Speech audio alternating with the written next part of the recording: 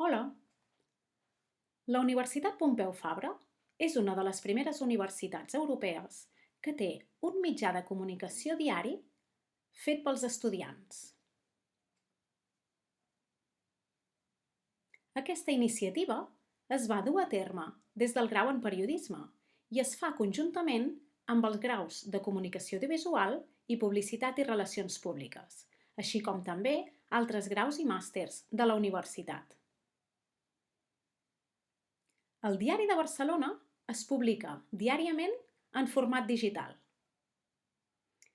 Està destinat a la ciutadania en general, però amb una especial atenció a les generacions de joves d'entre 16 i 30 anys.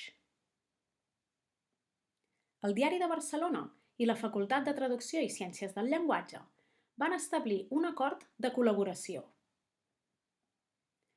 Un cop els estudiants de periodisme tinguessin les notícies preparades, els estudiants de traducció en fan una revisió i edició del text redactat.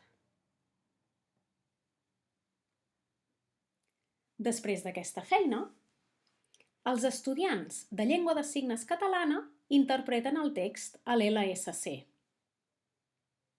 I ho fan a través de la guia i l'assessorament dels professors sords.